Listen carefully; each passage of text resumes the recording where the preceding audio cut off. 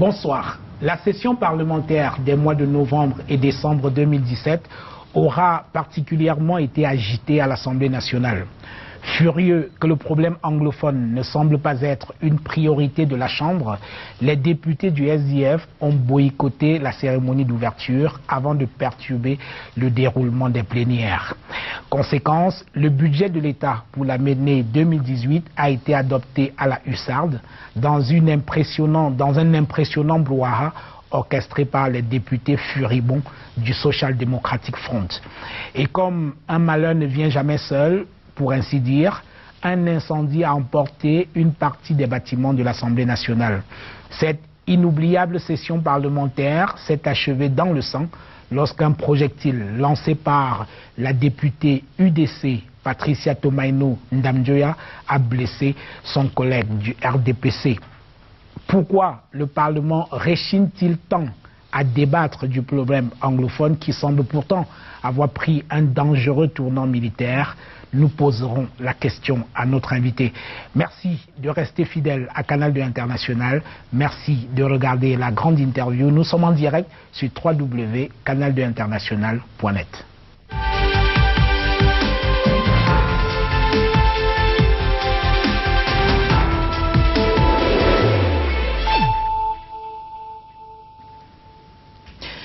Grégoire Ouna, bonsoir. Bonsoir, monsieur Tani. Merci d'accepter notre invitation. Vous êtes ministre du Travail et de la Sécurité sociale. Vous êtes par ailleurs secrétaire général adjoint du RDPC. On vous connaît également comme quelqu'un qui est très impliqué dans les événements culturels. Je ne parlerai pas des écrans noirs. Vous êtes également un acteur important du mouvement sportif en tant que vice-président du Comité national olympique.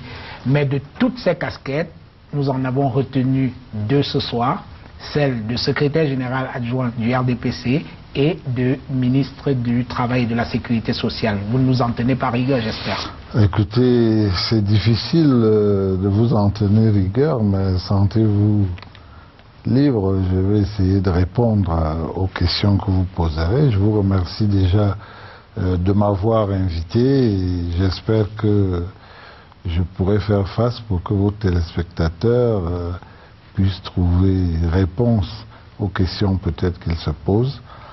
Je vous en remercie, je suis à vous. Vous avez décidé de ne retenir que ces deux-là, mais prioritairement, je pensais qu'on allait d'abord aborder celle du ministre du Travail. Mais enfin, c'est comme vous voulez. On va parler du c'est vous qui posez les questions. C'est parfait. Voilà. Alors, commençons par l'actualité. Patrice Nganan, vous le connaissez. Alors, comment réagissez-vous? Disons que je connais par les journaux, par la presse. Comment réagissez-vous donc à l'interpellation puis à l'incarcération de l'écrivain et activiste Patrice Nganan? Ben écoutez, moi ma réaction est toute froide. Ce que je sais, c'est qu'il a été interpellé pour des problèmes qui ne sont pas conformes à la loi. Donc ce n'est pas une actualité, j'allais dire, qui me préoccupe particulièrement. Si quelqu'un pose des actes, il faut qu'il aille en répondre, tout simplement. Alors les actes dont vous parlez, ce sont des propos qu'il a tenus sur les réseaux sociaux, notamment Facebook, et 3 chefs d'accusation ont été retenus contre lui: apologie de crime, outrage à corps constitué et menace simple. L'outrage contre le président de la République, retenu au début de cette procédure, a été retiré. Est-ce qu'on peut interpréter le retrait de ce chef d'accusation comme étant la volonté du président Biya de ne pas être mêlé à cette histoire?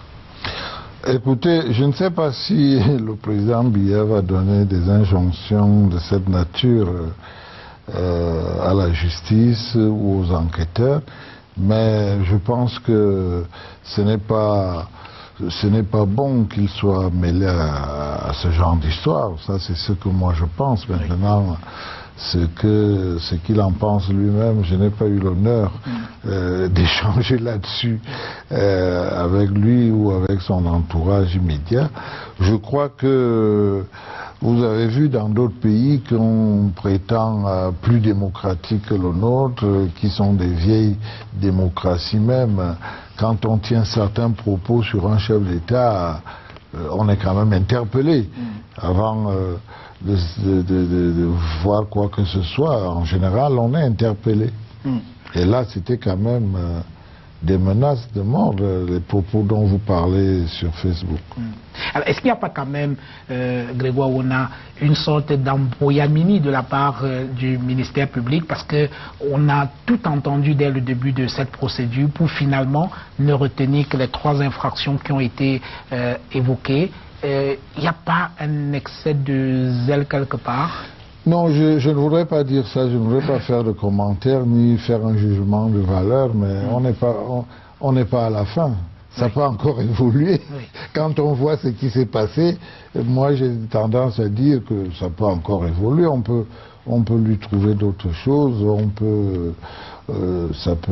les enquêtes peuvent conduire à autre chose, les jugements au tribunal peuvent conduire à d'autres choses. Mais... Vous parliez de grande démocratie tout à l'heure, mais j'étais un écrivain en prison pour des opinions qu'il aurait tenues, même si tout le monde juge qu'il a été excessif dans son propos. Mais c'est pas très courant dans les grandes démocraties dont vous parliez tout à l'heure. Vous dites vous-même qu'il a été excessif. Oui. C'est d'abord, c'est pas des opinions qu'il a consignées dans un livre. On va dire que c'est une opinion noyée dans un livre. Non, mais il a émis une opinion précise.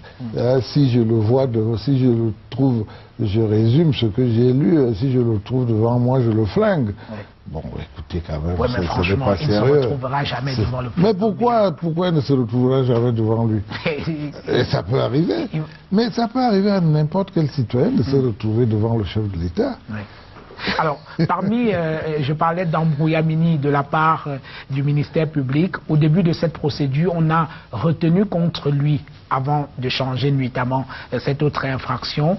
Je ne sais pas si c'est nuitamment, ça, c'est vous. C'est une façon de parler. On a retenu contre lui l'infraction de faux et usage de faux, qui a également disparu. Et il lui était reproché d'avoir 2 passeports, un passeport américain et un passeport camerounais. Est-ce qu'on peut interpréter cela comme la peur pour le ministère public d'ouvrir la boîte de Pandore sur la double nationalité? Mais non, vous savez, on a une législation qui est très claire en matière de double nationalité. Oui. Donc je crois qu'on ne va pas tergiverser là-dessus. Est-ce qu'il ne voulait pas ouvrir, est-ce qu'il voulait ouvrir la boîte de Pandore? Non, il n'a pas respecté. On n'est pas Camerounais avec 2 passeports. Oui. Est-ce qu'il n'y a pas quand même de votre part, quand je parle de votre part, vous, le gouvernement, une forme d'hypocrisie dans cette affaire de double nationalité? Nous avons de grands sportifs qui ont donné des titres, des lauriers à ce pays alors qu'ils avaient une double nationalité. Je ne voudrais pas en citer. Dans votre propre gouvernement, il y en a qui ont une double nationalité, qui ont 2 passeports. Arrêtez-moi, sinon je vais en citer quelques-uns. Allez-y, moi je ne vais pas vous arrêter. Voilà. Parce alors, que donc, moi, oui. Alors, est-ce qu'il n'y a pas les journalistes sont toujours très affirmatifs quand il s'agit de parler généralement. Oui. Mais vous inviterez quelqu'un qui a la double nationalité, il viendra vous dire comment il a la double nationalité et qu'il est au gouvernement. On en a vu qui ont voté à l'ambassade de France. Ça sera plus simple. Des grands directeurs d'entreprises publiques. Moi j'aurais aimé que vous nous fassiez un reportage sur ces ministres qui ont été votés à l'ambassade de France ou au consulat de France. Cela n'était fait par le passé, oui. Moi, je n'ai pas vu ce reportage. Alors, votre avis sur... Je ne voudrais pas que vous laissiez croire aux gens qu'il y a des ministres qui ont double nationalité. Non. Vous savez bien que cela n'est pas légal au Cameroun aujourd'hui. Donc moi, je préfère qu'on s'en tienne à ça. Maintenant, si vous voulez nous prouver qu'il y en a qui ont la double nationalité, ou au moins qui ont 2 passeports, et je vous signale que ce n'est pas le passeport, l'effet de porter un passeport qui donne la nationalité. La nationalité est donnée dans une procédure juridique, judiciaire, tout à fait spécifique. Donc, le passeport est un titre de voyage. N'importe qui peut avoir n'importe quel passeport parce qu'il veut traverser une frontière, ça ne lui donne pas tout de suite la nationalité. Alors, quelle est votre propre opinion sur la question de la double nationalité? Est-ce que vous êtes de ceux qui pensent que la loi du 11 juin 1968 portant code de nationalité est une loi obsolète ou bien anachronique dont il faut rapidement se séparer? Donc je crois de dire qu'il faut rapidement se séparer, non. Je pense que le monde connaît une certaine évolution. Oui. Donc devant ce problème de double nationalité, moi je reste très serein parce qu'il y a des choses qui sont en train de se faire. D'abord, lorsque le président de la République a eu l'occasion de parler de ce problème à Paris, il avait dit à l'époque, j'ai pris bonne note de ce que vous m'avez dit aux Camerounais qui lui avaient posé le problème, et on va regarder cela. Donc le problème est étudié, le problème est bien regardé. Donc moi j'ai espoir que l'évolution du monde est un monde sans frontières. Oui. J'ai dit ça comme ça, bien que ce ne soit pas tout à fait possible, mais c'est un monde sans frontières qui fera qu'on acceptera des doubles, des triples, des quadruples nationalités sans problème. Mais à quel moment ça va venir, ça ne peut pas faire être rapidement, comme vous voulez de le dire. Mais moi, je pense que c'est quelque chose qui se fera. Il y a quand même des précautions. Il faut voir toutes les implications que cela peut entraîner dans la situation de notre pays. Donc je ne suis pas spécialement pessimiste. Je ne suis pas spécialement pressé non plus. Je sais que c'est quelque chose... Ça date quand même de 68. Hein. D'accord, ça date de 68. Qu'est-ce que c'est que 68 par rapport au Cameroun? C'est très peu de temps. Très très peu de temps pour un pays. Et la situation des Camerounais connaît des développements importants par rapport à tous ces Camerounais qui vont à l'étranger, par rapport à ceux qui s'établissent à l'étranger, par rapport à tous ces mouvements de fonds qui feront de l'étranger vers le Cameroun, par rapport à ce que deviendront leurs enfants. Il y a beaucoup d'implications au plan social, au plan politique, au plan même psychologique, qui font que c'est un problème important, c'est un problème qui préoccupe des Camerounais. Mais je ne suis pas de ceux qui pensent qu'il faut se dépêcher, il faut le faire tout de suite. On n'en voit pas du tout, moi je n'en vois pas du tout l'urgence. Sortons par là où on a commencé dans cette première partie de l'émission avec Patrice Nganan. Il y a une pétition aujourd'hui qui a déjà récolté près de 7000 signatures qui demandent sa libération immédiate. Est-ce que vous seriez prêt à signer cette pétition pour demander la libération de l'écrivain activiste? Non, je n'ai pas de raison objective de demander sa libération ou de demander qu'on le garde. Moi, je ferais une autre pétition si je devais, pour que la justice fasse son travail, parce que je pense que dans un pays, la justice doit rester stricte, droite, parce que c'est elle qui départagera. Est-ce qu'il n'est pas plus nuisible en prison qu'en liberté? Nuisible pour qui? Pour le gouvernement, parce que ça ouvre... Moi, je ne sais pas. La presse internationale en parle. Détenir un écrivain aujourd'hui, je suis désolé, mais c'est pas spécialement glorieux pour l'image du Cameroun. Mais on ne détient pas... Ce n'est pas parce qu'on est écrivain qu'on doit se permettre tout, quand même. Le fait d'être écrivain ne doit pas nous laisser faire n'importe quoi, excusez-moi, mais... Moi, je n'aurais pas réclamé qu'on le garde ou qu'on le libère, mais j'ai dit, ce n'est pas parce qu'il est écrivain. Il y a d'autres écrivains, non?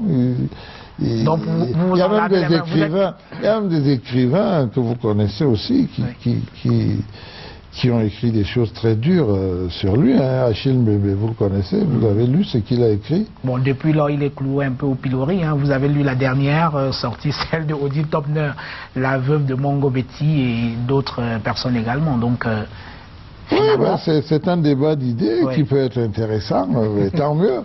Donc, ça permet aux uns aux autres de sortir du bois, de s'exprimer. Mais je ne signerai pas cette pétition. Très bien, merci Grégoire. On a juste le temps de prendre une petite pause et nous revenons pour la deuxième partie de cette émission.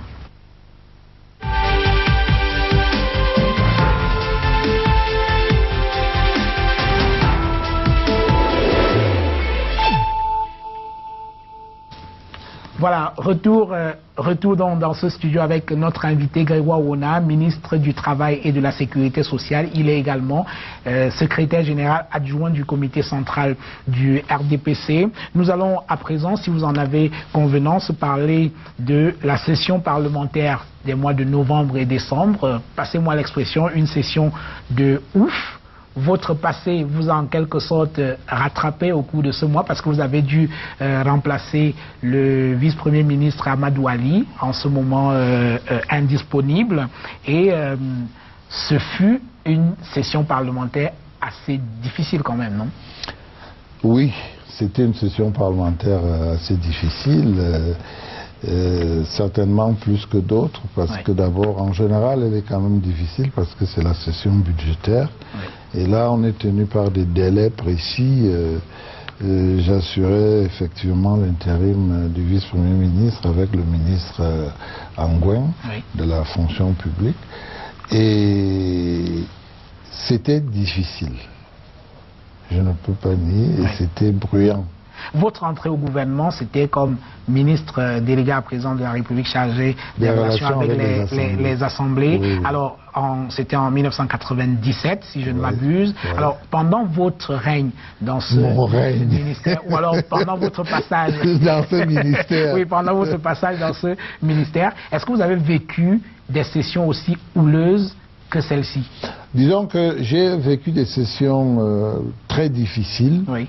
Plus difficile que celle-ci, mais moins bruyante. Oui. Moins bruyante.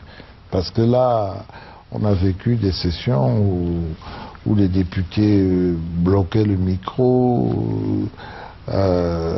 Mais là, ils ont sorti des sifflets, des vouvoulezas, des... Bon, c'était très bruyant, c'était bruyant. Comment vous êtes senti? Comment vous interprétez?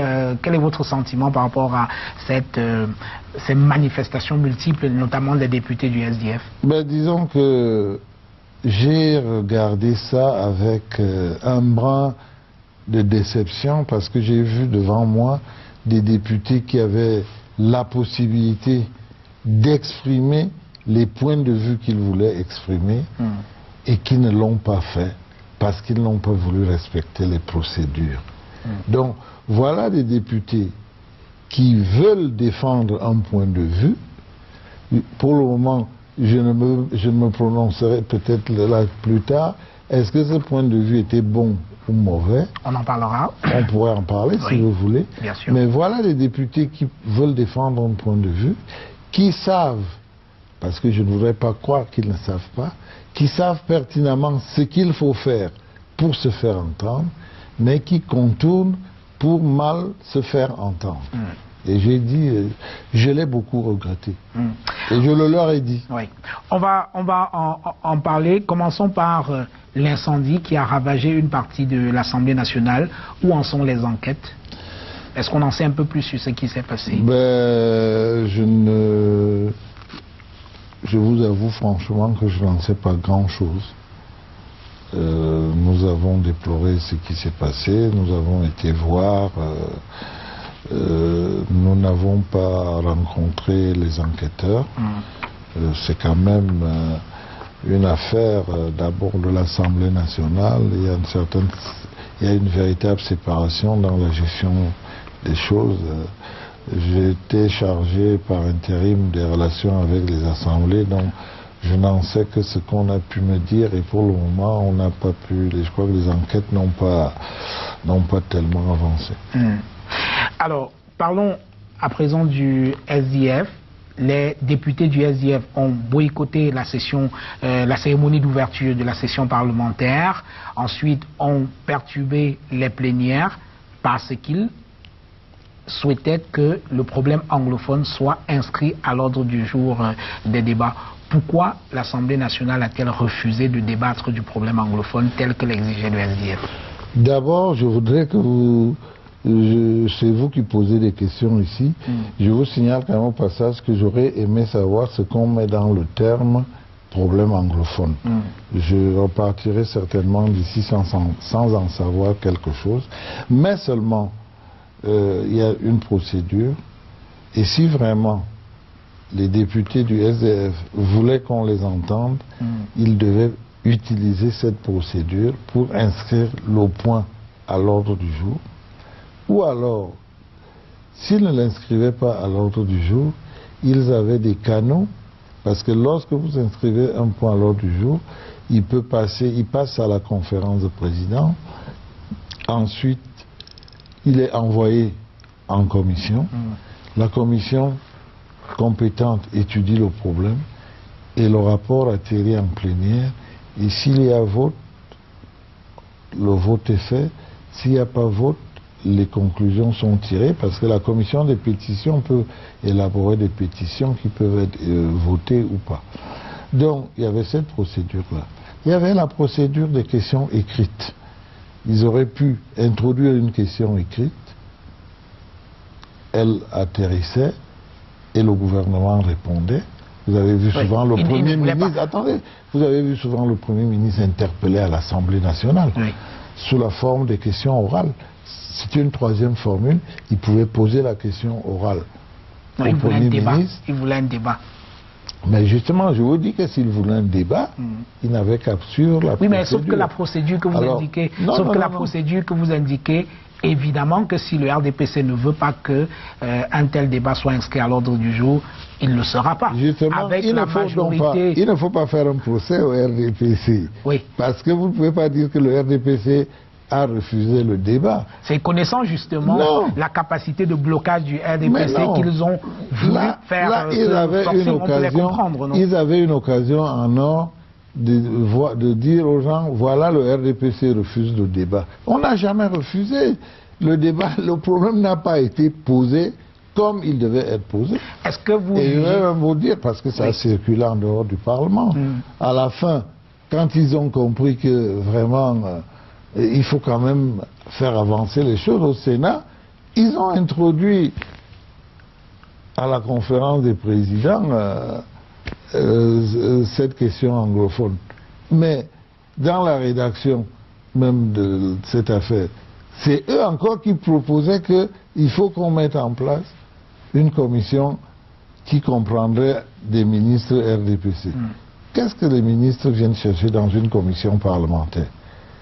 Alors le président du Sénat a demandé qu'ils aillent reformuler leur affaire. Est-ce que la demande du SDF, vous la jugez quand même légitime?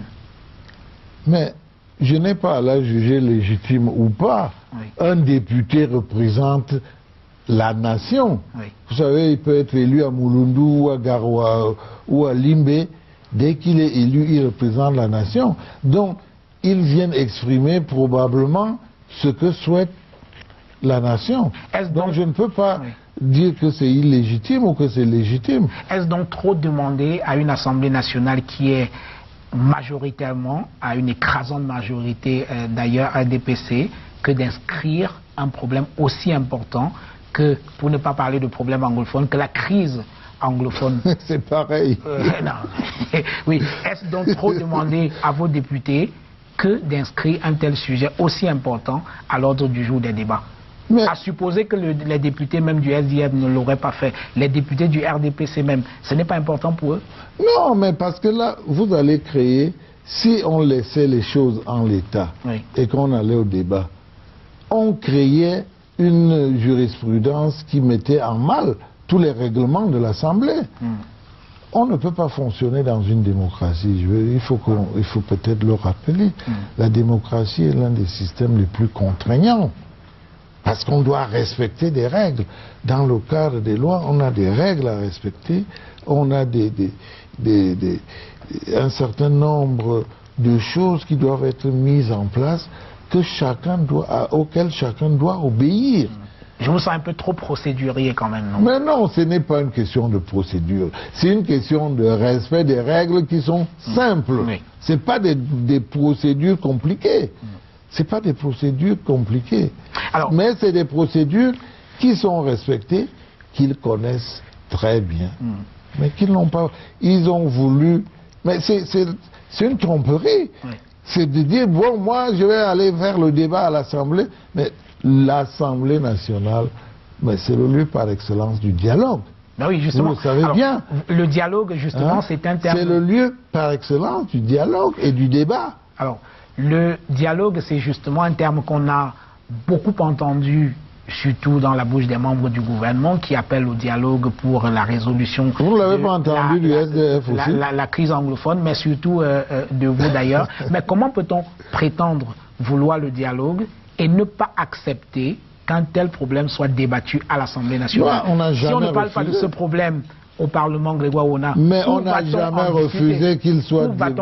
On n'a jamais refusé qu'il soit débattu. On n'en a pas parlé, ça fait 1 an que ça dure. Mais ils n'ont fait que parler de ça dans les réunions. Il n'y a pas que le SDF pour en parler. Ils n'ont fait que parler de ça. Oui, le RDPC aurait lui-même pu inscrire ce débat à l'ordre du jour. Alors faites-nous ce procès. Si vous voulez que le RDPC n'a pas inscrit ça au débat, oui, là je peux vous dire, je peux vous l'accorder. Mais ne nous faites pas d'autres procès. Oui. Est-ce qu'en interne, à l'intérieur... Nous ne l'avons pas inscrit au débat. Oui. Parce que je ne sais pas si vous avez une forme spécifique du dialogue, hein, oui, mais nous sommes un pays qui a des institutions qui fonctionnent, qui existent, qui sont en place, qui marchent.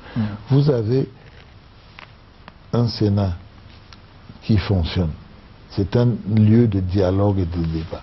Vous avez une Assemblée nationale, vous avez des conseils municipaux, vous avez même des nouvelles institutions qui ont été mises en place, comme celle présidée par le Premier ministre Moussongue. Vous avez des tas d'institutions, vous avez des tas de forums où les Camerounais peuvent échanger. Vous avez eu des missions qui sont allées sur le terrain, dialoguer, échanger, débattre avec... C'était pas des dialogues, c'était quoi? Des missions où on va discuter avec des gens sans avoir de véritables solutions. D'abord, le choix des interlocuteurs. Alors, dites-moi parmi les décisions que le président de la République a prises, oui, après toutes les revendications qui ont été faites, quelle décision ne répond pas à un besoin qui a été exprimé? Je vous repose la question. Quel est l'acte de dialogue sérieux ou d'apaisement qui a été posé par le gouvernement jusqu'à présent? Mais tous les actes que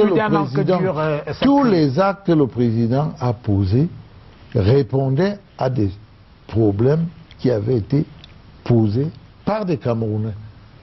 Lesquels? Vous êtes sérieux? Alors oui, je parle de dialogue jusqu'à présent. Mais oui. Vous allez me parler de la création de la commission pour le... Non, je ne vais pas vous parler de la création. Mais là, ce n'est pas le dialogue. Il y a eu certes quelques réponses aux revendications qui ont été posées. Mais pour dialoguer, il faut... Mais on parle de dialogue, de débat autour d'une table. Pour dialoguer, je m'excuse de vous poser la question, mais je suis un peu obligé. Mais pour dialoguer, qu'est-ce qu'il faut? Il faut des interlocuteurs. Alors? Oui. Où sont-ils? Avec qui avez-vous dialogué jusqu'à présent? Ils sont là, les interlocuteurs. Ils sont tous là, qu'ils soient au RDPC, qu'ils soient au SDF. Ils n'ont fait que parler de ça. Oui. Que ce soit dans les couloirs, dans les salles de commission, dans les hémicycles. Ils n'ont fait que parler de ça. Ils n'ont fait que parler de ça. Ne me dites pas qu'ils ne se comprenaient pas. Ils ont dialogué. Oui. Et ils continuent de dialoguer aujourd'hui. Est-ce qu'on n'a pas un problème d'interlocuteur? D'accord, vous avez envoyé, enfin, quand je dis vous, je dis le gouvernement, le président de la République a délégué le Premier ministre et d'autres personnalités sur le terrain avec les résultats que l'on connaît. Il va falloir changer de fusil d'épaule. Ça n'a pas marché jusqu'à présent. Mais ça n'a pas marché. Vous connaissez les objectifs qui étaient assignés. Comment ça n'a pas marché? La crise est là. Et nous trouvons que les solutions envisagées jusqu'à présent n'ont pas réussi. Il ne faut pas tout mélanger. Oui. Il y a eu des revendications corporatives. Il y a eu des réponses appropriées. Mais seulement, il y avait un agenda caché. Tout le monde voit maintenant qu'il y avait un agenda caché.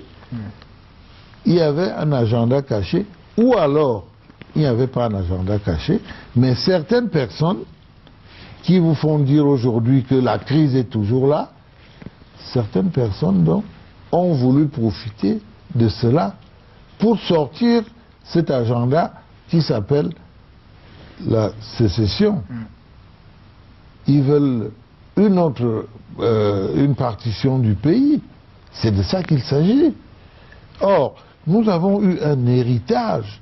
Les Camerounais qui sont aux affaires aujourd'hui ont reçu un héritage d'un Cameroun uni qu'ils doivent préserver. Le président de la République, il est garant de l'intégrité du territoire camerounais. Oui. il doit préserver cela. Mais qu'on donne les arguments. Personne n'est sorti du bois pour nous expliquer pourquoi la sécession est indispensable jusqu'à présent. On entre maintenant au maquis. Parce qu'il faut appeler les choses par leur nom. Ce qui se passe aujourd'hui, c'est le maquis. Les gens viennent attaquer des commissariats, ils vont la nuit, ils vont dans les brousses, dans les villages, agresser des citoyens. C'est le maquis. Oh, c'est une expérience très, très douloureuse. Oui. Le Cameroun a connu le maquis, vous savez. Oui. Aujourd'hui, dans certains endroits, particulièrement dans le littoral ou dans le Mungo, on a eu des villages ravagés. Oui. Il y a des gens qui, jusqu'à aujourd'hui, sont allés à Douala et ne sont plus jamais rentrés dans leur village. Parce que pendant 20 ans, il y avait le maquis. Donc c'est de ça qu'il s'agit. Il ne s'agit pas du... Le dialogue n'a aucun problème. Les députés du SDF, comme ceux du RDPC, n'ont fait que parler de cela. Les gens ont des frustrations. Oui. On ne peut pas les nier. Mais nous devons élaborer notre vivre ensemble pour que ceux qui aujourd'hui sont frustrés ne le soient plus. Surtout quand ils ont des raisons effectives d'être frustrés. À la sécession revendiquée par certains, le SDF et d'autres partis politiques ont répondu par la nécessité de faire du fédéralisme, et votre gouvernement leur a rétorqué que la forme de l'État n'était pas négociable. Est-ce que c'est un discours qui est acceptable quand on prétend vouloir le dialogue? Non, la forme de l'État n'est pas négociable en termes de sécession. Oui, mais... En termes de sécession... Dans les formes d'État, il n'y a pas que la sécession, il y a le fédéralisme, il y a... Non. Vous savez que ce n'est pas aujourd'hui que le SDF revendique le fédéralisme. Oui. Il n'y a jamais eu ce qu'il y a eu. Oui. Ça fait... Depuis toujours, j'allais dire, le SDF a toujours revendiqué le fédéralisme. Pourquoi devez-vous dire ex cathedra qu'il n'y a pas de débat sur la forme de l'État, alors que justement ça peut être l'un des points du dialogue? Quitte pour vous s'il vous plaît, quitte pour vous à convaincre vos interlocuteurs qu'ils font fausse route en voulant la sécession. Mais il faut bien qu'on en parle. Mais déclarer comme ça que c'est non négociable, ça peut paraître frustrant, non? Mais ils n'ont qu'à déclarer que c'est négociable et nous donner les raisons. Mais à quel moment va se passer le débat? Oui. C'est ceux qui sont autorisés à débattre qui disent ces points de vue-là. Hein? C'est de la même façon que je vous dis aujourd'hui que la sécession, c'est la forme de l'État pour laquelle nous disons c'est non négociable.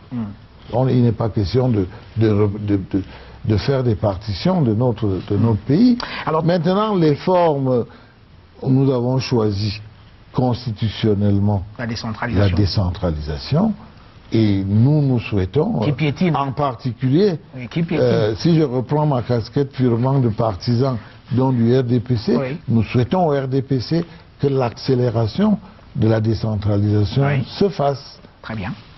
Alors, vous avez tout à l'heure repris presque mot pour mot le propos du chef de l'État tenu le 30 novembre dernier à l'aéroport lorsqu'il revenait de Côte d'Ivoire, au 5e sommet Union africaine-Union européenne. Et il le disait dans une circonstance grave, 6 gendarmes et militaires avaient été assassinés. Je voudrais le citer. Toutes les dispositions sont prises pour mettre hors d'état de nuire ces criminels et faire en sorte que la paix et la sécurité soient sauvegardées sur toute l'étendue du territoire national. Est-ce qu'on peut, Grégoire Ouna, considérer aujourd'hui que pour vous, je veux dire le gouvernement, c'est l'option militaire qui mettra fin à la crise anglophone?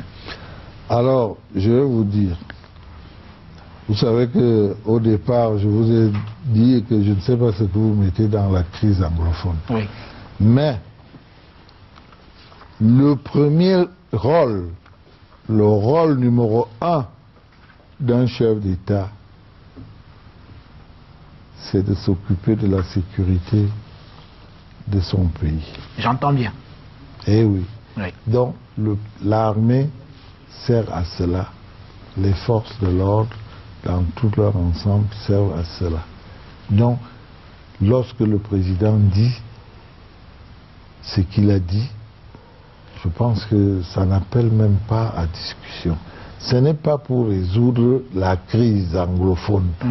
Je ne sais pas ce que vous mettez là-dedans, mais les solutions aux problèmes qui ont été posés par nos frères ont été trouvés et sont aussi en cours d'élaboration pour d'autres. Oui. Mais en ce qui concerne la violence et la sécession qui est revendiquée, le chef d'État ne peut faire que ce qu'il est en train de faire, prendre des dispositions pour mettre en sécurité et les Camerounais et leurs biens et le Cameroun dans son ensemble. Alors cette sortie du président de la République, vous en doutez bien, a gêné quelques personnes parce que depuis le début de cette crise, ça fait déjà un peu plus d'1 an, de nombreux Camerounais ont été tués et on a atteint un pic le 1er octobre dernier où de nombreux Camerounais ont été assassinés et jamais le président de la République n'a pipé mou.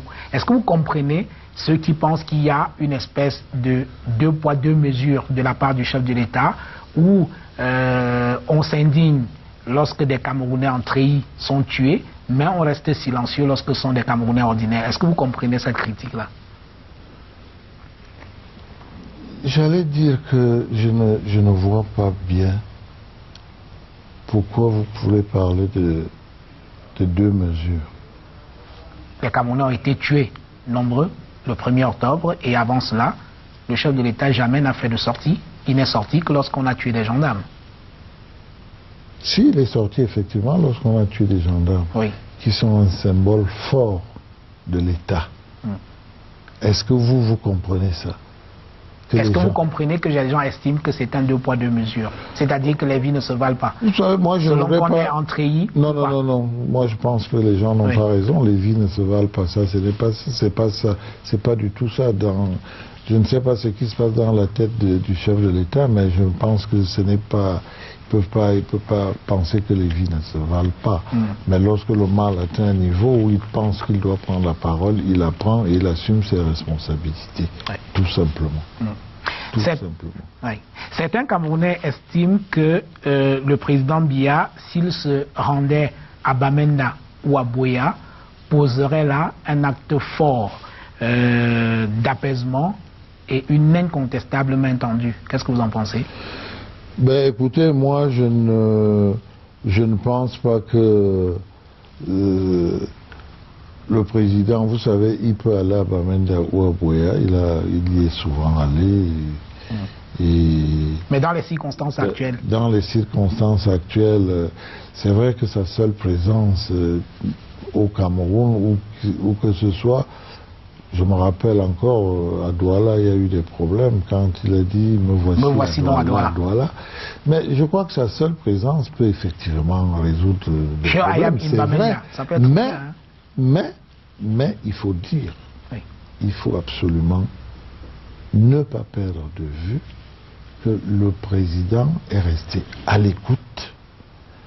Il a apporté les problèmes, les solutions aux problèmes qui ont été posés.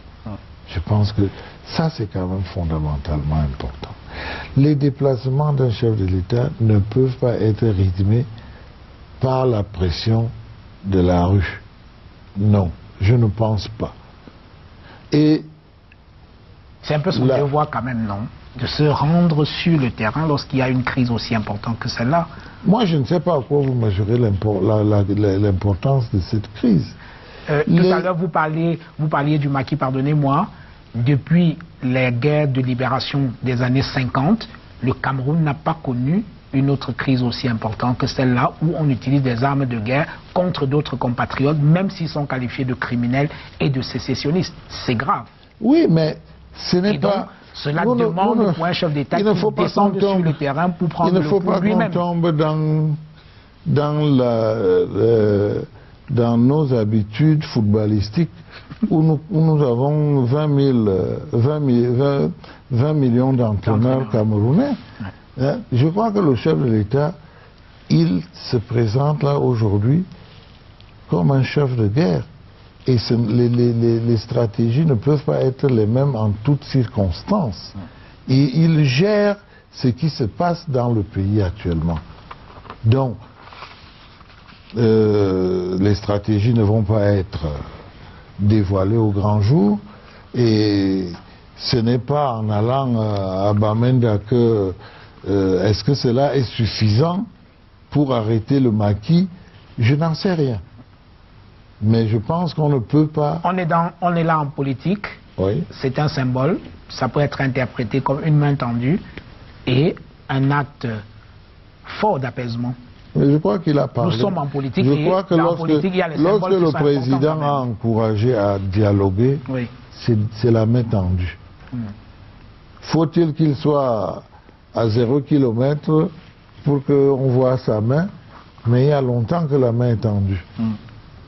Comment en est-on arrivé là, un an après? Non. Une crise qui a commencé par des revendications corporatistes et qui aujourd'hui devient risque de se transformer en guerre civile. Comment en est-on arrivé là? Moi, je vous donne mon analyse. Oui, j'aime bien votre analyse. Il y a eu des frustrations qui ne datent pas d'il y a un an.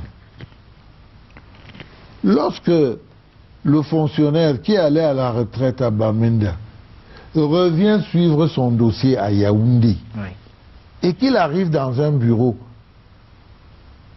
il commence à parler à un autre fonctionnaire qui lui dit « Ah, ne me parle pas l'anglais là, parle-moi français. » Est-ce que ce n'est pas une grosse frustration? C'est une frustration. Lorsque quelqu'un, après 30 ans de travail, doit revenir à Yaoundé, parce qu'il n'y a pas que Bamenda et Boya. Vous avez des gars qui quittent Garoua pour venir suivre leur dossier. Il y en a qui quittent Moulundu. Il y en a qui quittent d'autres coins plus reculés encore. La décentralisation a été un choix volontariste sous le président Biya. Nous n'avons pas accéléré, il faut qu'on accélère. Et je pense que le président Biya, il a instruit d'accélérer, mais nous ne voulons pas faire 3 pas en avant pour faire 2 en arrière. Il faut que les choses se mettent en place de façon solide. Donc il y a eu des frustrations depuis longtemps. Je peux vous en citer des tas de frustrations que les Camerounais ont eues. Et vous ne pouvez pas construire un pays tant que la justice et l'éducation ont des problèmes de fond qu'on n'a pas encore réglés. Moi, je suis membre du gouvernement. Je sais qu'il y a des problèmes de fond entre nos deux cultures. Il y a eu des réunions qui se sont tenues. Il y a eu des réflexions qui ont été écrites. Il y a eu des réflexions qui ont été publiées. Ces problèmes, nous devons les résoudre. Et lorsque le président met en place la commission Moussongwe, il lui est demandé d'étudier et de proposer des solutions. Mais c'est tout ça que moi j'englobe sous l'appellation frustration. Il y a eu des choses, il y a eu l'unification, mais il y a des choses qui devaient accompagner l'unification qui ne sont pas encore vraiment au point. Il faut pouvoir le reconnaître. Et lorsqu'on a reconnu cela, on se met au travail pour les corriger. Mais je vous dis donc que les gens ont profité de ça, de ce que certains ont exprimé ces frustrations, pour sortir des agendas cachés de sécession qui n'ont rien à voir avec les vrais problèmes que nous avons et que nous devons régler et que nous pouvons régler. C'est de ça qu'il s'agit. Que répondez-vous à ceux qui pensent que le pourrissement auquel on assiste, ou alors auquel on semble assister en ce moment, est le fait de certains de vos collègues qui ont une conception un peu seigneuriale de la fonction de ministre? Au départ, on a vu des anglophones, des avocats anglophones qui ont posé des problèmes et on leur a envoyé la police pour les tabasser. Peut-être que si on était allé les rencontrer, comme vous le faites souvent, vous allez voir les syndicalistes, vous allez voir des grévistes particulièrement nerveux dans des sociétés. Si on était allé les voir sur le terrain... Non, je ne veux pas que vous m'emmenez dans ce procès que je dois venir faire ici à mes collègues ministres ou à d'autres camarades de mon parti politique. Non, ce n'est pas de ça qu'il s'agit. Il y a eu des dérapages. il y a eu des dérapages et on est conscient de tout ce qui s'est passé. Les choses sont en train de se régler, mais il y a des gens qui sont entrés dans le maquis pour trahir le Cameroun, pour démanteler l'unité du Cameroun. C'est ça le problème aujourd'hui. Au sein du RDPC, on va sortir de cette partie de l'émission très bientôt. Au sein du RDPC, lorsque vous parlez de ce problème anglophone aujourd'hui, même si vous n'aimez pas l'expression, quand vous en débattez, quelles sont les solutions de sortie que vous envisagez? Mais les solutions, c'est la mise en œuvre de toutes les décisions d'abord que le président a prises. Parce que vous savez qu'il y a quand même une batterie de décrets et d'arrêtés qui ont été signés. La mise en œuvre de tout ça, les recrutements qui devaient être faits, les départements qu'on devait monter, par exemple, à l'ENAM aussi, il faut que tout ça se mette en œuvre et que les gens se mettent au travail. Oui. Il n'y a pas de miracle. Le miracle, c'est quand Jésus-Christ est arrivé ou quand Mohamed, c'est eux qui ont fait des miracles. Nous, quand vous voulez la lumière, il faut d'abord aller construire le barrage, ensuite transporter l'électricité, ensuite installer dans votre maison, ensuite. Il faut qu'on se mette au travail. Il faut que les Camerounais sachent que nous ne sortirons de tout ça que par la volonté de notre travail. D'abord la volonté d'en sortir et par notre travail. Il n'y a pas de miracle. Donc, lorsque les problèmes sont clarifiés, et pour moi dans ma tête c'est clair, il y avait de vrais problèmes auxquels le président Biya a apporté de vraies solutions. Il a mis encore en place des structures pour que la réflexion se poursuive. Maintenant, ceux qui veulent la sécession du Cameroun, mais il faudrait qu'ils aillent prendre la présidence de la République pour proposer aux Camerounais la sécession. Mais oui, ça veut dire quoi? En 2018, ils vont aux élections, ils proposent, il y a un débat d'idées. Si les Camerounais veulent la sécession, ils vont voter pour la sécession. Mais ils ne peuvent pas entrer au maquis, et celui qui est là, dans aucun pays du monde, on ne laissera. Aucun pays du monde n'a laissé faire le maquis. Aucun. Dernière question pour sortir. Parmi les revendications de certains anglophones, il y a également la représentativité au niveau de la hiérarchie dans le protocole de l'État. Le président de la République. Où est-ce que vous avez lu ça? Francophone. Moi, je n'ai pas lu ça dans les revendications. Moi, je l'ai lu. Faites-moi confiance. Moi, le président de la République est francophone. Le président du Sénat, deuxième personnalité, francophone. Le président de l'Assemblée nationale, francophone. Celui du Conseil économique et social, francophone. Cour suprême et tout ça là. La première personnalité, c'est anglophone, c'est le Premier ministre. Ils estiment qu'ils doivent être un peu plus représentés. Est-ce que c'est une revendication qui vous parle? D'abord, je voudrais vous dire que si nous nous étions tous mis à regarder dans la même direction, on ne parlerait plus de francophones ni d'anglophones. On parlerait de Camerounais, tout simplement. Donc, ce qui me parle, c'est qu'on décide d'aller vers un Cameroun bilingue et multiculturaliste.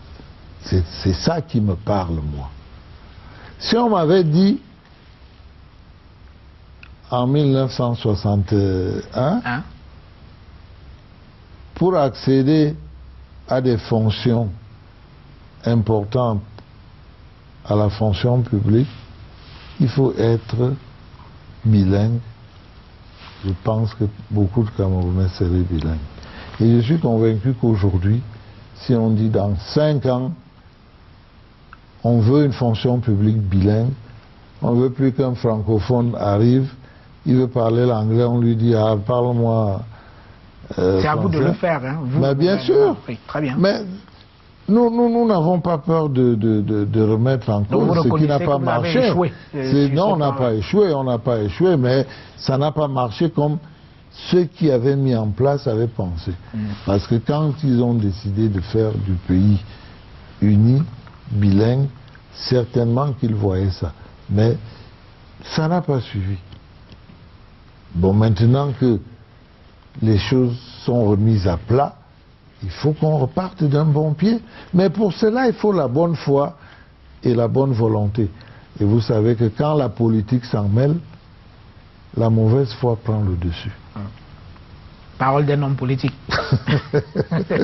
Je vous propose de prendre une petite pause avec ce reportage qui a été réalisé dans les rues de Yaoundé. C'est un petit cliché sur l'état de la cité, de la capitale du Cameroun. Voici un reportage signé Arnaud Ngefak et Samuel Loué.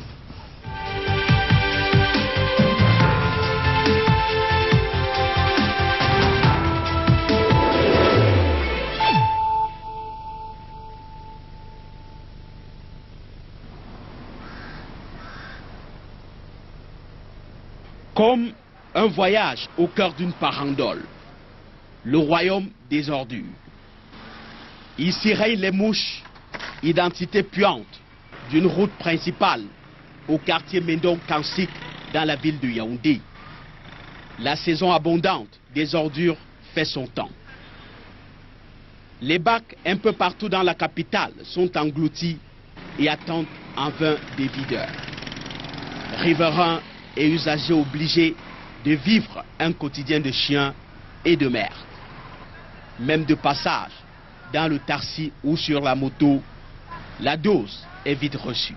Bon, vous voyez, dans un camp, c'est comme le camp Mendong, à l'entrée du lycée de Mendong. Le lycée, il y a peut-être 100 enfants pour passer ici, pour aller à l'école. Il y a la poubelle partout, et qu'il lance la poubelle ici, les enfants passent là. Tu vois, tout enfant, en allant au lycée, il est lavé les mains posées sur les narines, parce que ça étouffe, ça sent mauvais, Beaucoup d'enfants passent ici. Quand il y a le lycée, sortent là. Tu vois, tout le monde a les narines bouchées. C'est pas vraiment très praticable pour les enfants.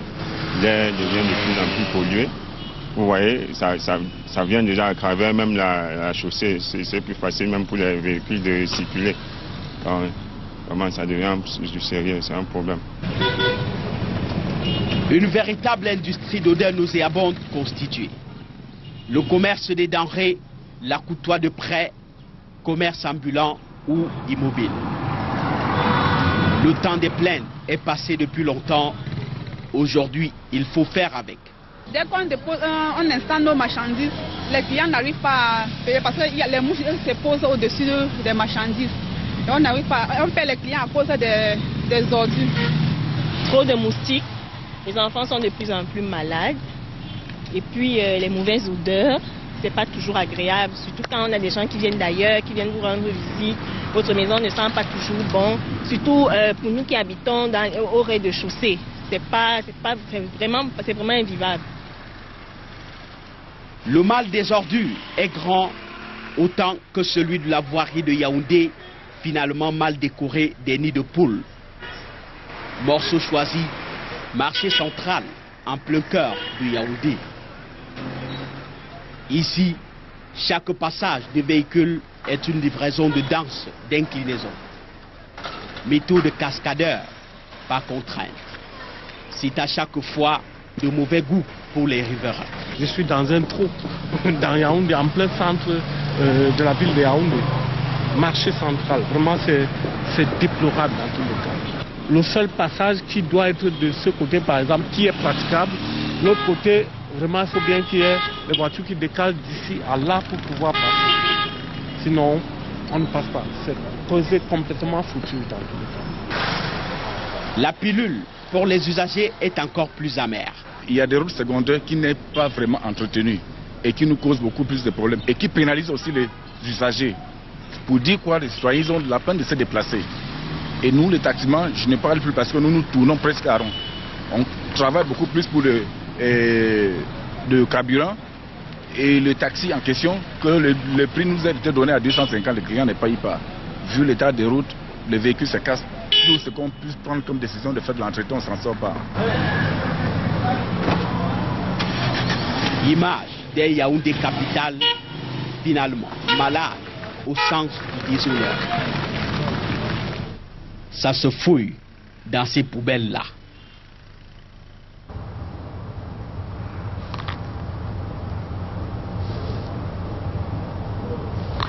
Voilà, des images pas très réluisantes de la capitale du Cameroun. Alors, quel commentaire vous inspire ce reportage dans les rues de la capitale du Cameroun? Je rappelle que les images ont été tournées hier. Bah écoutez, moi je constate que vous avez choisi vos images, c'est votre droit, c'est normal.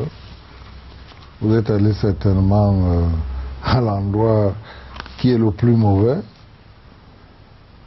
Vous auriez pu aussi nous montrer un côté de Yaoundé. Lequel? Qui est très beau. Lequel? Où il n'y a pas de trou. Hein? Ah, il faut chercher. Hein. Il faut chercher. Il ne faut pas chercher. Des endroits à Yaoundé où il n'y a pas de trou. Conduire à Yaoundé aujourd'hui consiste à esquiver des trous. Monsieur Tagné, oui. Ne soyons pas de mauvaise foi, parce que là, ce n'est plus l'homme politique. Là, hein. Ne soyons pas de mauvaise foi. Donc, je crois que nous avons un niveau de développement qui est le nôtre. Le gouvernement fait la politique des moyens disponibles, c'est-à-dire du niveau de richesse du Cameroun. Il y a un problème d'ordure ménagère aujourd'hui à Yaoundé. Les autorités ont pris à bras le corps le problème. Je crois que c'est une question de jour, le problème sera réglé dans certains quartiers. Quand vous avez choisi d'aller dans ceux-là, je vous laisse aller dans ceux-là et peut-être que nous pourrions nous donner rendez-vous dans quelques semaines. Très bien, on vous prendra au mot. Et il serait souhaitable que vous nous montriez ces mêmes endroits quand ces problèmes conjoncturels et financiers seront réglés avec les ramasseurs des ordures. Il n'y a pas que les ordures, il y a également les routes. Oui, mais il ne faut pas espérer que toutes les routes du Cameroun seront goudronnées en un jour. Au moins la capitale quand même, non? Mais la vitrine. Vous avez vu le marché central? Écoutez, moi je vais vous dire, vous allez aujourd'hui à Paris, il y a des routes qui ont des trous. À Paris, vous allez à New York, il y a des routes qui ont des trous.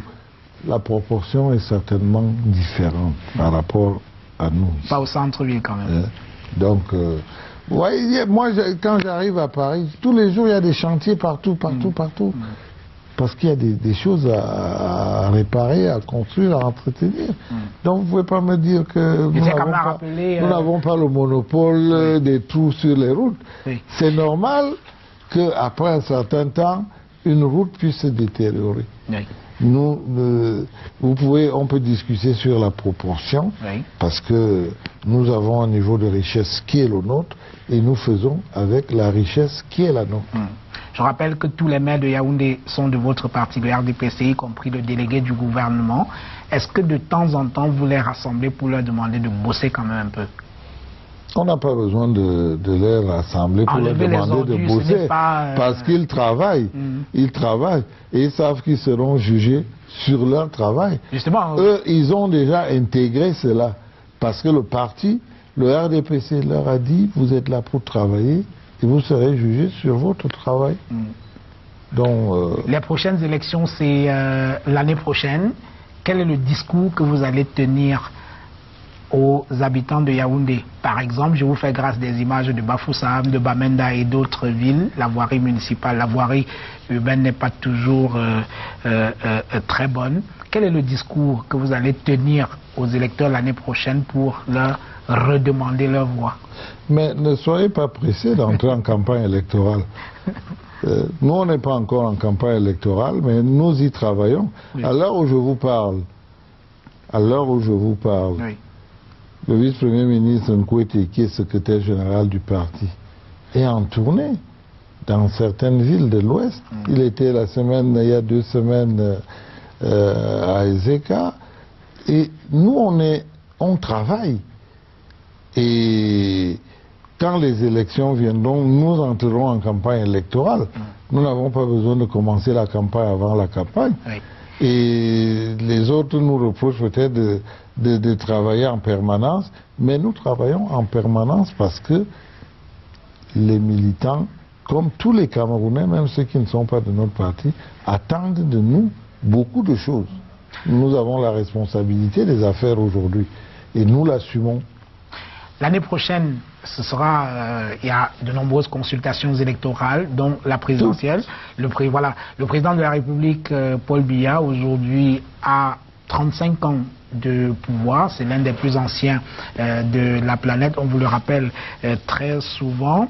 Est-ce que le RDPC, là je pose la question au secrétaire général adjoint du comité central du parti, est-ce que le RDPC est disposé à réinvestir Paul Biya pour un nouveau bail l'année prochaine?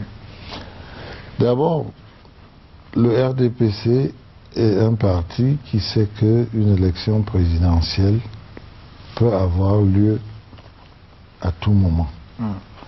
Les textes du RDPC sont faits de telle sorte que nous savons toujours qui est notre candidat.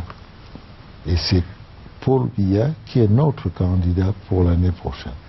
Maintenant, la politique, comme vous le savez, comme le savent tous les Camerounais, est d'abord un engagement personnel que l'on prend, soi-même, pour être au service de son pays, pour être au service des autres Camerounais. Le moment venu... En clair, vous attendez que le président se prononce? Non, nous n'attendons pas. Nous savons et nous travaillons sereinement avec le président Biya comme celui qui sera notre candidat à la présidentielle.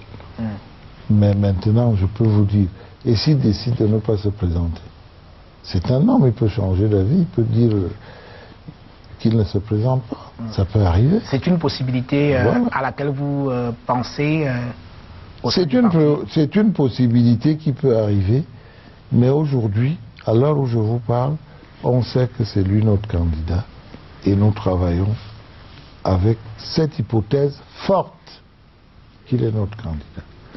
Alors, le problème n'est pas de savoir s'il a fait 35 ans ou 40 ans ou 50 ans ou 10 ans de pouvoir.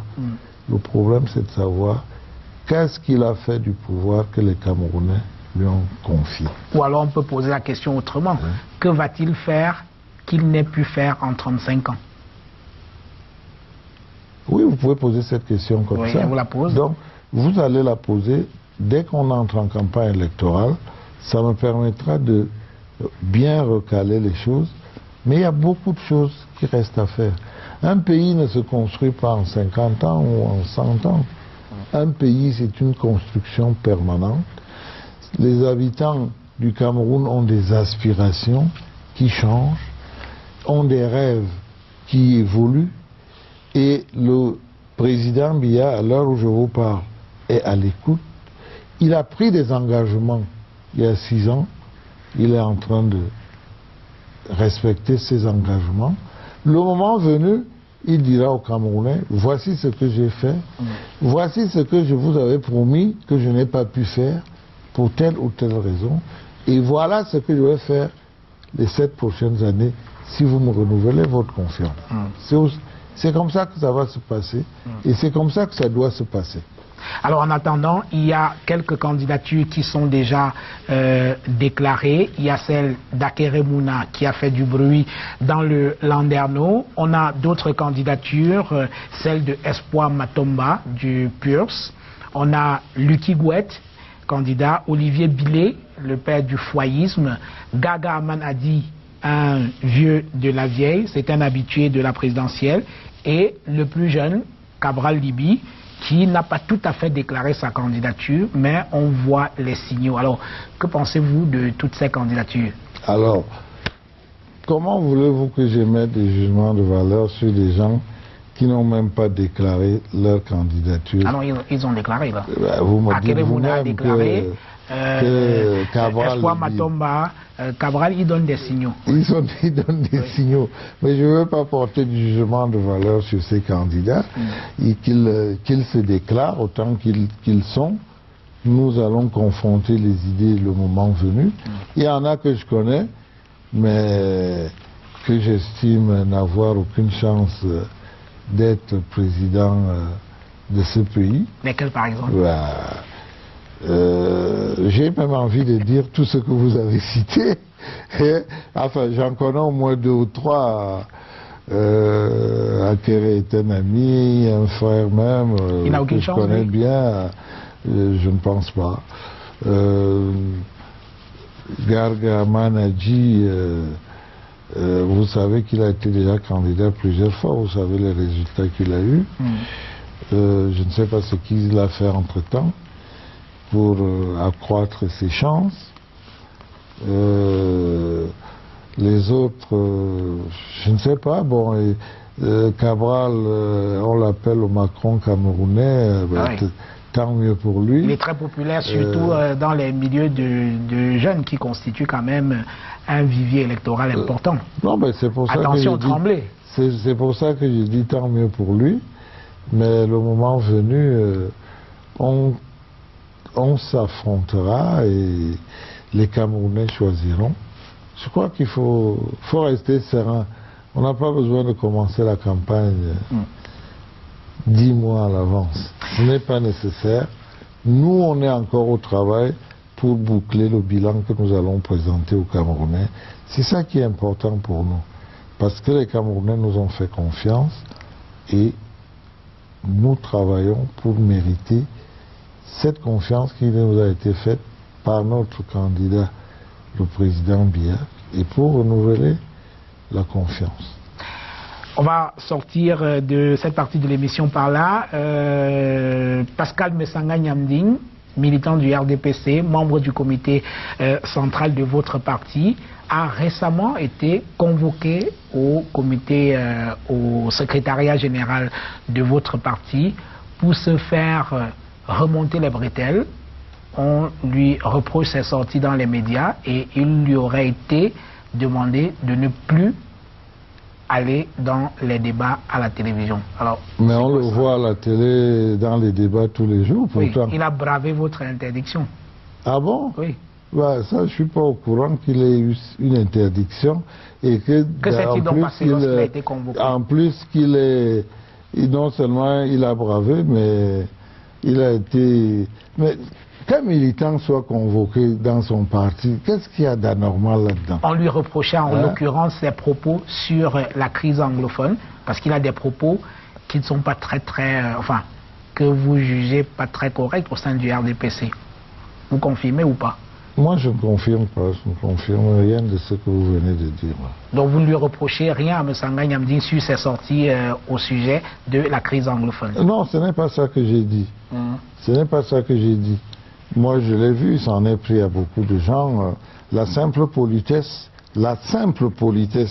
sans mêler pour la politique dedans.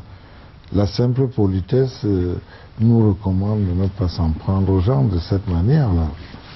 Donc moi, on n'a pas besoin de sortir d'une école ou d'être secrétaire général d'un parti pour comprendre ça. Mais je sais qu'au RDPC, on n'interdit à personne de parler.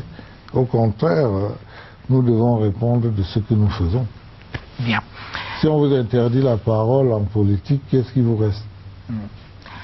Le magazine Jeune Afrique, cette semaine, a publié à sa une des dauphins au président Biya.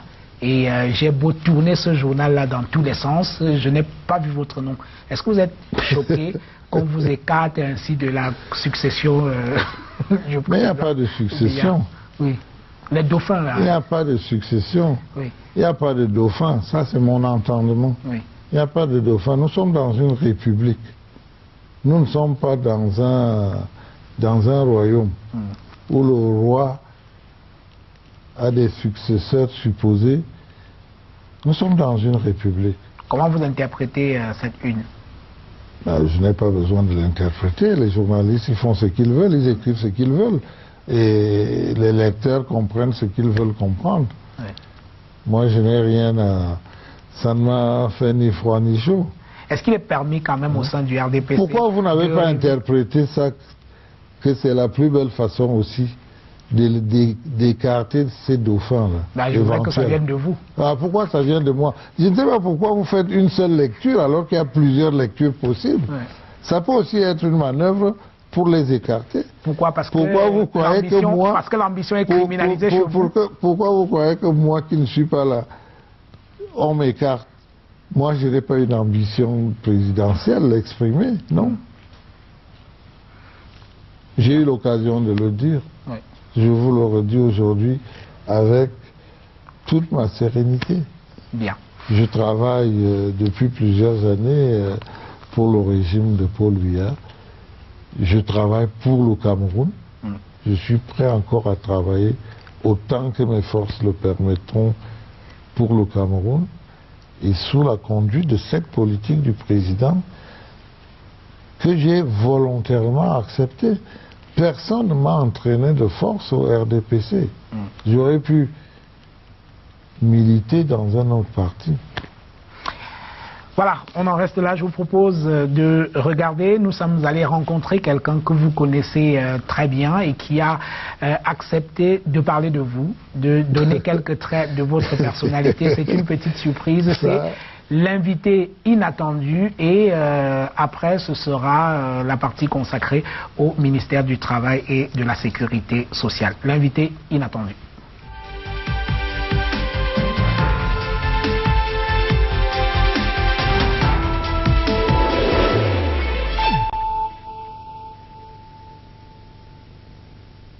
Je ne connaissais pas le ministre Ouna lui-même au départ, je connaissais son grand frère, Jean-Baptiste Ouna. Dans les années 80, Jean-Baptiste Ouna, homme d'affaires, dirigeait un club de handball. Et moi, j'étais président de la Fédération camerounaise de handball. C'est comme ça, donc, si vous voulez, j'entre dans la famille Ouna et plus tard, je rencontre Grégoire. Et bon, entre les deux, on a entretenu une relation d'amitié, une relation de fraternité. Le comité olympique peut coopter, comme il le fait pour le comité international olympique, des personnalités qui peuvent apporter quelque chose à ce mouvement-là. Et nous avons en ce temps pensé que le ministre Ouna, qui est un homme humble, d'abord facile, qui écoute et qui s'est intéressé au sport, alors que ses fonctions gouvernementales d'une part et politiques d'autre part auraient pu le maintenir éloigné du sport, tel qu'on avait la perception du sport à cette époque-là. Donc, il s'est approché de nous et en 2001, il s'est passé quelque chose d'assez spécifique. Jean-Baptiste Ouna, qui au départ était mon ami, a souhaité soutenir mon adversaire, puisqu'il avait soutenu le feu colonel Djomdi Arnès, qui était mon concurrent. Bon, et Grégoire est venu m'apporter son soutien à lui. Bon, donc, monsieur Ouna me soutient, et puis je remporte l'élection. Et j'en profite donc pour le faire coopter au comité exécutif du comité olympique.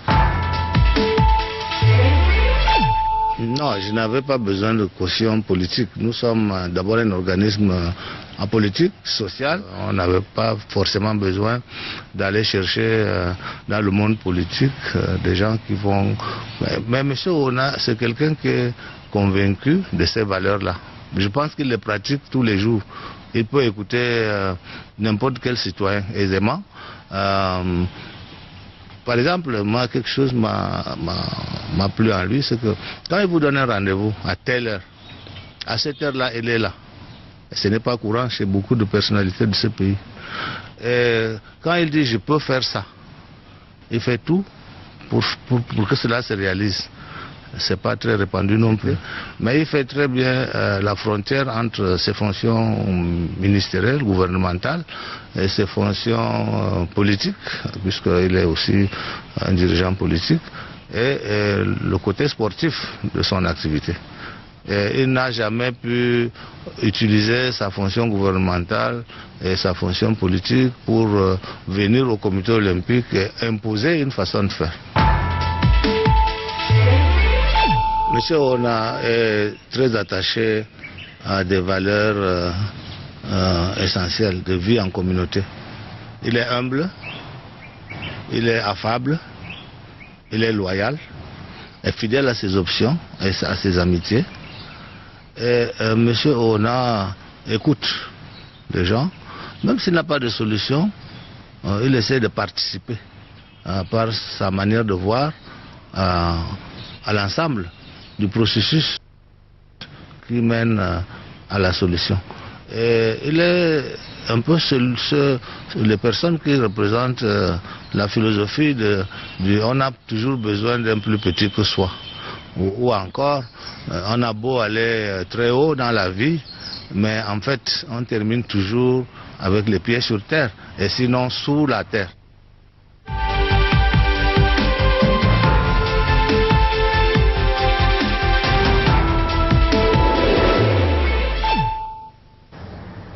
Voilà, c'était donc Ahmad Kalkaba Malboum, l'invité inattendu de cette émission, président du Comité national olympique et sportif du Cameroun. Vous êtes son vice-président. Un mot?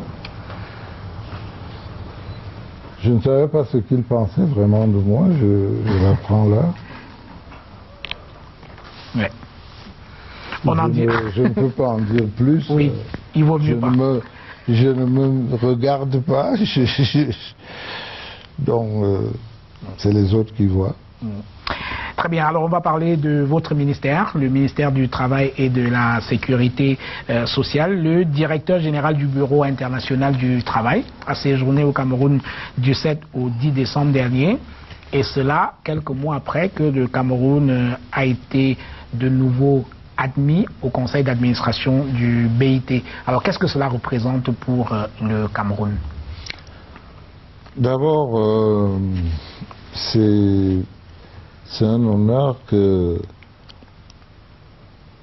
le directeur général du BIT ait été invité par notre chef d'État. Pour nous, c'est une marque de confiance, puisqu'il a accepté l'invitation de venir au Cameroun. Et la circonstance pendant laquelle il était là, parce qu'il y a eu quand même deux événements assez importants, il est venu lancer le rapport mondial sur la protection sociale, et de choisir Yaoundé pour le faire. Il aurait pu le faire dans un autre pays africain ou un pays européen, ou même à Genève, au siège. Mais il a choisi de venir le faire au Cameroun. Je crois que c'est un grand honneur fait au Cameroun. Et je crois que le Cameroun est assez distingué au sein du BIT par toutes les conventions que le Cameroun a signées, et par le travail qui se fait. Et cela est certainement à la base de ce qui peut aussi le motiver. Dans la phraséologie de votre ministère, on parle beaucoup de travail décent. On ne sait pas très bien ce que ça veut dire. Prenons le mototaxi, en quelque sorte légitimé par le président de la République dans son discours à la jeunesse le 10 février 2013, lorsqu'il qualifiait le mototaxi, le Benskin, de profession. Est-ce que c'est un travail décent à la moto? D'abord, le travail décent est un concept fédérateur du Bureau international du travail. Ouais. Et c'est un concept qui veut qu'il y ait 4 choses qui soient réunies. D'abord, il faut que ce soit un emploi, être mototaxi, puisque c'est l'exemple que vous avez choisi. Oui. Être mototaxi, c'est un emploi. Le gars, il va le matin à 8 heures, il passe sa journée à transporter des gens, et il se fait payer, il gagne sa pitance. Mais c'est aussi un emploi dans lequel les droits au travail doivent être respectés. Oui. C'est aussi un emploi où le dialogue doit être possible et où la protection sociale est possible. Voilà les 4 points. Oui. Et donc, si je dois répondre à votre question, je dirais oui. Décent. Décent. Ils apprécieront. Non, parce que je vais vous expliciter. Oui. ils me diront qu'ils n'ont pas de protection sociale. Voilà. Le président Biya, il y a 2 ans, a fait signer par le Premier ministre un décret sur l'assurance volontaire. Aujourd'hui, vous connaissez vos revenus. Un moto-taxi connaît ses revenus. Il sait que je gagne 1000 francs par jour ou je gagne 2000 francs par jour. Il va à la CNPS, on lui ouvre un dossier, il dit je peux cotiser tant par mois. On lui fait un contrat qui lui garantit sa retraite, qui lui garantit l'accident de travail, qui lui garantit un certain nombre de choses que couvre la sécurité sociale. Donc, je crois qu'il faut que les gens sachent que ça existe. Oui. C'est ça qui fait problème. Parfois, ils ne savent pas que ça existe. Oui. Alors, nous sommes dans un pays où l'accès au travail est difficile. Comme dans tous les pays du monde. Voilà, je vous passe les statistiques un peu biscornues sur le chômage ou alors le taux de sous-emploi qui est très controversé. Mais malgré cette précarité de l'emploi au Cameroun, on voit que votre gouvernement ne fait pas assez d'efforts pour en protéger. Tenez, la société Vodafone qui a récemment fermé sans que le gouvernement ne fasse quelque chose pour sauver les emplois. Est-ce que ce n'est pas paradoxal, vouloir des emplois et en même temps ne rien faire pour essayer de protéger ceux qui essayent d'être créés? Bon, moi je souhaite que vous ne soyez pas très affirmatif. Oui. Parce que je suis sûr que vous ne connaissez pas très bien ce dossier. Je constate simplement que l'entreprise a été fermée. Voilà. Oui. Vous constatez que l'entreprise a été fermée. Oui. Nous vivons dans un état de droit. C'est ça qui va nous guider. Et je vous ai parlé de la justice tout à l'heure. On n'est pas allé très en profondeur sur le problème de la justice et de l'éducation du Cameroun par rapport à nos 2 cultures francophones et anglophones. Mais je reviens un peu sur le problème de Vodafone, dont je n'irai pas dans les détails. Et si vous voulez les détails, ils peuvent vous être fournis. Vous pouvez faire un très bon reportage là-dessus. Oui. Voilà une société X qui arrive, qui demande des agréments, qui obtient même, et qui est revendue à une société Y alors qu'elle n'a pas le droit de revendre ses agréments. Ça commence par là. Oui. Il faut que les gens fassent les choses que le droit leur permet de faire.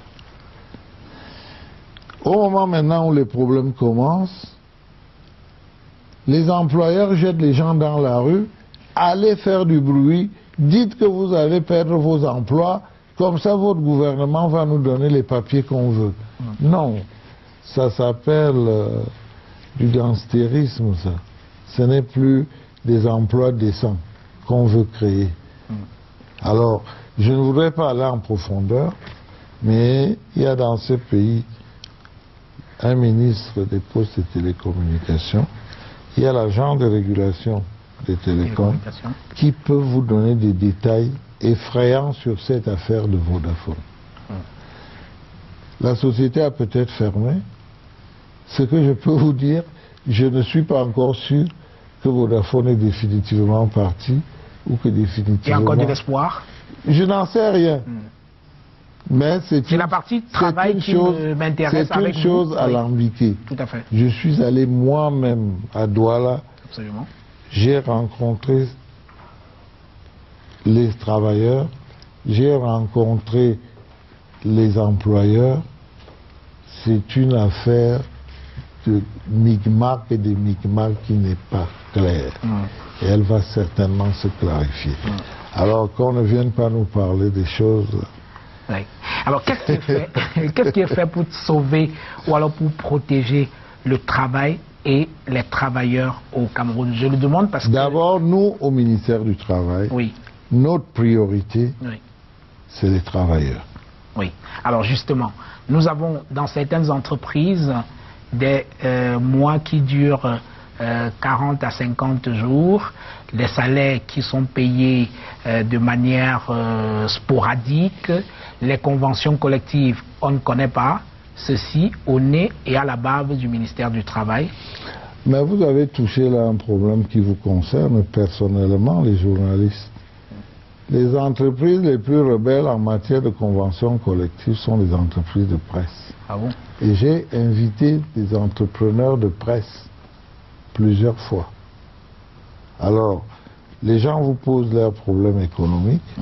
En fait, on a des entrepreneurs qui ont réussi à créer des sociétés viables. C'est tant mieux, ça marche, ils respectent les conventions collectives.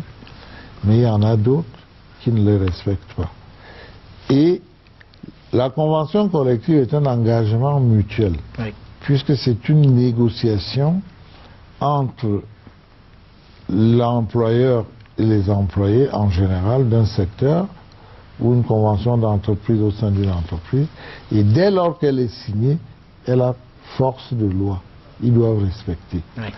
Mais ce qui se passe au Cameroun, enquêtez là-dessus si vous voulez, très souvent, c'est les employés eux-mêmes qui sont les premiers complices à ne pas dénoncer l'employeur. Et ça, pour nous, c'est très regrettable. Peut-être parce que le travail est précaire. Nous n'avons pas une force de contrainte. On ne va pas mettre une entreprise en prison, quoi. On ne va pas. Mais nous avons des outils et nous pouvons agir à travers d'autres administrations pour que les gens soient poursuivis ou pas, en cas de non-application. De la convention collective. Des conventions collectives. Alors, est-ce qu'il existe une véritable politique du travail ou de l'emploi au Cameroun? Je vous pose la question parce qu'on a l'impression que les institutions marchent les unes sur les plates-bandes des autres. Je vais prendre quelques exemples, vous me corrigerez si je me trompe. Le ministère du Travail et de la Sécurité sociale, le ministère de l'Emploi et de la Formation professionnelle, le Fonds national de l'emploi et même le ministère de la Jeunesse et de l'Éducation civique qui, en son sein, a un certain nombre d'organismes chargés de trouver des activités à des jeunes. Est-ce que finalement, il y a une cohérence dans tout ça? Vous ne marchez pas sur les plates-bandes des uns des autres? Non seulement il y a une cohérence, oui, mais dans l'exemple que vous prenez, en 6 ans, je n'ai pas eu l'occasion de rencontrer un ministère sur mon chemin. Jamais. Donc il y a une cohésion de l'action gouvernementale, il y a une coordination de l'action gouvernementale. C'est vrai que les usagers parfois pensent que c'est le ministère du Travail qui signe les contrats de travail, oui, mais c'est le ministre de l'Emploi, oui, et on les guide vers là parce qu'à un moment donné c'était un seul ministère qui, oui, avait tout cela. Donc les secteurs sont très bien définis et on ne se marche pas sur les plates-bandes. Vous avez parlé de la Caisse nationale de prévoyance sociale tout à l'heure. Parlons-en. La CNPS fête ses 50 ans. Quel est le regard que vous posez sur cette entreprise dont vous assumez la tutelle? D'abord, je dois me réjouir que c'est une entreprise qui marche bien, en ce sens que elle ne perd pas de l'argent, elle en gagne. En matière de sécurité sociale, elle capitalise bien. Oui. Ça veut dire par exemple que si tout le monde arrêtait de payer des cotisations à la CNPS aujourd'hui, elle serait encore capable de payer ses prestations pendant plusieurs années avec ses réserves actuelles. Donc au plan financier, c'est une société qui a bien rectifié le tir. Et nous avons fait un travail au départ parce que c'est une société qui avait un statut de banque, ce qui n'était pas normal, et qui fonctionnait donc comme une banque, ce qui lui faisait des charges, que ce soit en matière de personnel ou même en matière d'autres charges.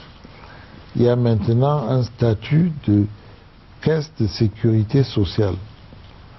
Donc c'est une entreprise, à mon avis, sur lequel on peut poser un regard positif. Maintenant, je ne sais pas qu'est-ce que vous voulez savoir. Sur sa gouvernance qui a récemment fait les choux gras de la presse, est-ce que vous avez quelque chose à redire sur la gouvernance à la Caisse nationale de prévoyance sociale? Je viens de vous dire que la gouvernance est bonne et qu'elle s'améliore de jour en jour. Donc moi, les affaires de presse ou de gros salaires ou de petits salaires, quand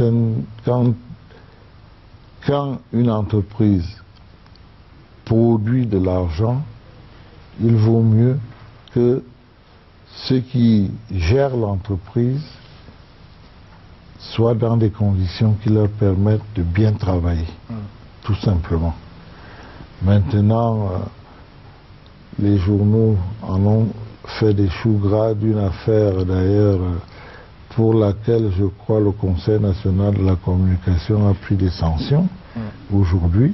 J'écoutais ça quand je venais à la radio tout à l'heure. Je vous dis tout simplement que la CNPS se porte bien. Il y a certainement des corrections à faire. Parce qu'il y a un débat en ce moment qui court au sein de la CNPS, dont la mission principale est de prendre les cotisations des adhérents, de ceux qui cotisent, que ce soit les entreprises ou les travailleurs, de bien le garder, de le fructifier. Bon, à un moment donné, la CNPS a voulu faire beaucoup de social en ouvrant des écoles ou des hôpitaux. Ce n'était pas cela tout à fait son objectif. Il y a un débat actuellement qui veut qu'on ferme les hôpitaux ou qu'on les cède. Il y a une réflexion qui est menée. Il y a une réflexion qui est menée. Mais cette réflexion va certainement aboutir à quelque chose. Et le conseil d'administration prendra les décisions qui s'imposent. Et vous pensez que ces hôpitaux-là ont encore leur raison d'être? Mais pour le moment, c'est des hôpitaux qui sont très utiles pour le Cameroun. Même si c'est des postes qui perdent un peu d'argent, mais au plan social, c'est très utile pour le Cameroun. Cette émission est en train de s'achever, il ne nous reste plus de temps. Dernière question, Grégoire Ouna, est-ce qu'il y aura une cérémonie de présentation des vœux au ministre du Travail cette année? Au fond, je ne sais pas, je n'avais pas ça dans mon agenda. Vous êtes la deuxième personne à me poser cette question aujourd'hui. Mais oui, parce que vous les avez... syndicalistes m'ont posé cette question ce matin à la réunion du comité de concertation et de suivi du dialogue social que nous avons tenu ce matin. Oui. Et ce n'est pas tellement dans notre programme ni dans notre budget. Donc il n'y aura pas... Vous coupez là une cérémonie que beaucoup prévoient dans leur calendrier annuel. Hein. C'est une grande occasion de beuverie et tout ça. Oui, mais il faut savoir quels sont les objectifs que nous nous fixons. Donc pour vous, c'est sans objet. Ben, écoutez, la petite histoire veut quand même qu'il y a 6 ans, quand j'arrive au ministère, la cérémonie de remise de présentation de vœux, c'est un devis de 50 millions qui nous était présenté. Hein. Ah oui, 50 millions. Je crois qu'il y a des choses intéressantes qu'on peut faire avec cet argent. Ben, très bien. On en reste là. Merci d'être venu. Très franchement et très sincèrement, merci d'être venu. C'est pas tous les jours que des membres du gouvernement acceptent de venir dans les médias. Je ne sais pas pourquoi. Mais si vous passez le temps à les accuser, si vous passez le temps à les accuser des choses qu'ils ne font pas. Allez et faites des convertis autour de vous. Dites-leur qu'on ne ment pas à la télé. Non. Ce n'est pas de ça qu'il s'agit. Mais il y en a qui fuient les médias comme la peste. Mais parfois, vous leur faites des procès. Parfois, ça peut cacher une certaine non-maîtrise. Je ne voudrais pas parler d'incompétence. Non-maîtrise de leur dossier, non? De toute façon, les instructions du président Paul Biya sont claires. Communiquer. Non. Faites. Je vais vous dire ce qu'il nous a dit à 2 conseils de ministres. Faites et faites savoir. Suivi d'une note du secrétaire général de la présidence de la République moi, adressée au Premier ministre. Mais dans les faits... Ceux qui veulent savoir, ils viennent nous voir et nous leur disons. Mais nous constatons que la presse ne joue pas franc jeu. Or, si nous voulons bâtir une bonne démocratie dans ce pays, il nous faut une bonne presse, c'est-à-dire une presse d'abord responsable. Ça y est, c'est toujours le procès de la presse qui est fait. Mais pourquoi est-ce que moi je devrais vous faire des cadeaux? En tout cas, on en reste là. Écoutez, la presse doit se montrer responsable vis-à-vis de ses gouvernants. La presse n'est pas un monolithe au Cameroun. Il y a une presse qui fait son travail, il y en a une autre... c'est vous qui le dites. On va faire le procès de la presse. Juste le temps, vous qui connaissez très bien cette émission, de présenter quelques ouvrages qui nous ont permis de préparer cette émission et dont je vous conseille la lecture si vous voulez poursuivre la réflexion.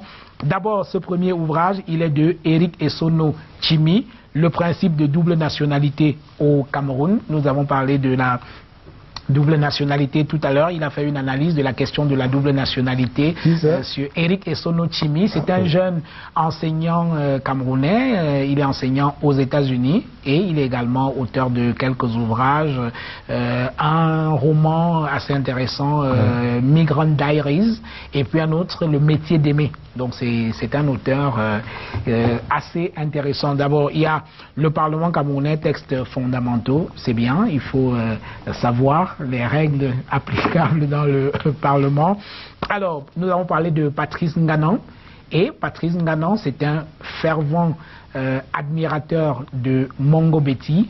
Il en imite presque le style. Vous savez que Mongo Betty, c'était quelqu'un... Moi aussi, je suis un admirateur de Mongo Betty. Je suis même en train de lire un livre de Mongo Betty en ce moment. Ah, d'accord.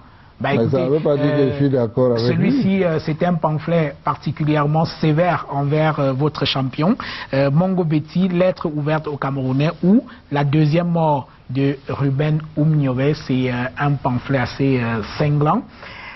Et cet autre ouvrage, vous connaissez l'auteur, Pierre Flambongayap, Le droit parlementaire au Cameroun. C'est un sénateur assez actif, auteur de nombreux ouvrages. Il sera notre prochain invité dans cette émission. Et cet ouvrage de Frédéric Gros, Désobéir, il est sorti en septembre 2017 chez Flammarion. Il est enseignant à Sciences Po Paris et son livre défend l'idée de la démocratie critique. Il pense qu'il faut désobéir. La désobéissance s'impose lorsque on est dans des conditions d'injustice sociale, de pauvreté. Est-ce que vous pensez que cela peut s'appliquer au Cameroun? Bon, ce n'est pas un livre pour s'appliquer, c'est un concept, c'est un peu un anarchiste dans ce livre, justement. Oui, justement, il suggère la dissidence lorsqu'il y a... C'est un anarchiste. Très bien.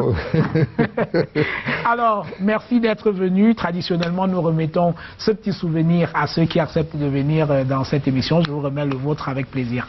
Ben, je le prends avec plaisir et moi, je n'ai pas de cadeau à vous remettre, mais je vais vous donner un résumé du rapport mondial sur la protection sociale. Merci.